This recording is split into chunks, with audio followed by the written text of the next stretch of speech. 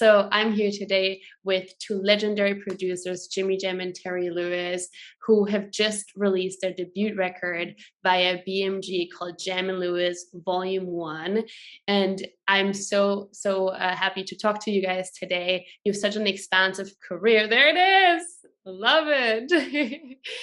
And you've won 5 Grammys, you had over 100 platinum certifications, and we've also worked together for 40 years and kind of shaped the sound of R&B as we know it, which is why it's such a pleasure to talk to you today.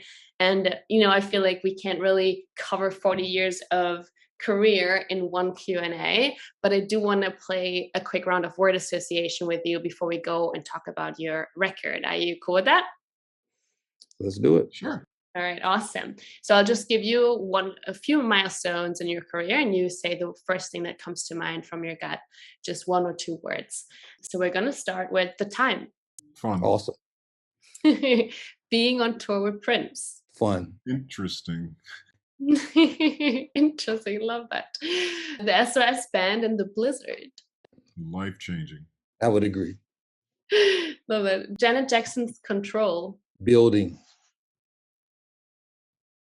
Inspirational. Janet Jackson's Rhythm Nation 1814. Next level. Growth. And then Jam and Lewis Volume 1. Yay! You did it. Or maybe just the beginning, since it's called Volume 1, and I've also read that making this your own record, your first debut album after 40 years of producing for other people, was on your selfish list. And it really doesn't sound too selfish to my ears or anybody else's, I feel like. It already landed on Apple Music #1 and people are loving it and digging it. What else is on that selfish list? Can we expect more? Yeah, we definitely, Volume 1 for us is definitely, we purposely called it Volume 1 because we plan on doing Volume 2 and 3 and 4, and we're just going to continue to do that.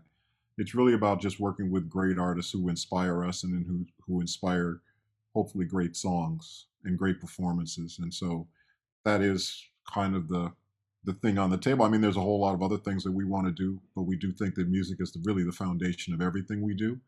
And so we think a Jam and Lewis kind of series of albums, if you will, just kind of sets that foundation in a great place. Definitely excited about that. The New York Times wrote, I want to just quote something. They said, Jam and Lewis shaped pop history and they're working on its future too. So when looking to the future of, music, what excites you the most? Well, just the journey. The people that you meet along the way that get included in that journey are the most important part of it. I look back at the history of what we've been able to accomplish, and none of it gets accomplished without the wonderful artists that we are able to work with and being blessed by. So what makes me inspired about the future is the wonderful artists that we're going to meet going forward. So I'm really looking forward to that.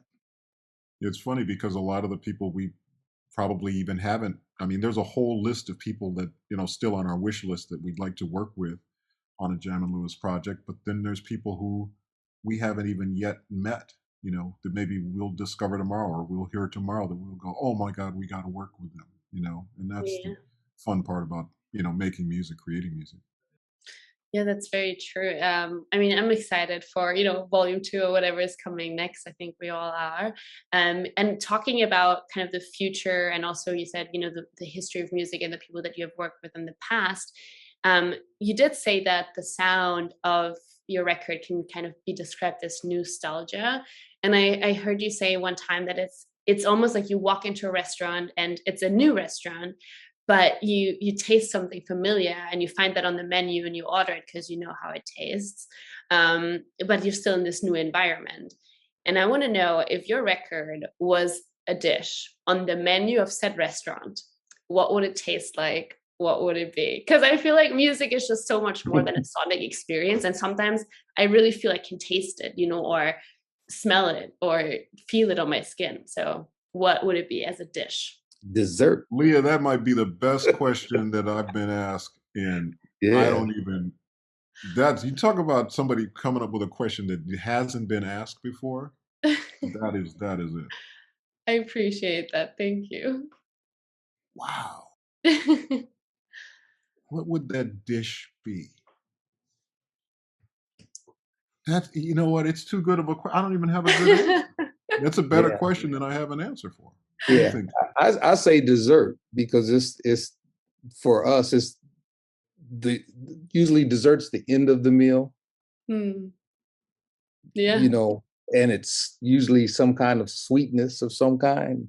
This feels very Mhm. sweet. It's like no matter what bitter things you went through to get where you are, that dessert always takes it back to a good place. That dessert is a happy place. You see people when the dessert comes, they smile and, oh Tip, yeah, tip. I love this, or Yeah. they want it but has too many calories. Well, I'm having this dessert. Oh, So hell that's what yeah. it feels like to me. I'm Oh hell always yeah. down for dessert. I will say that. I'm having dessert.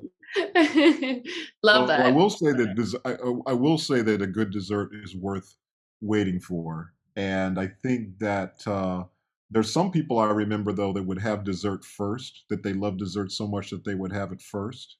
Yeah. I think there's something about waiting for it. There is and so maybe in some ways in the wait for our album, maybe that's an analogy there, a food analogy that works.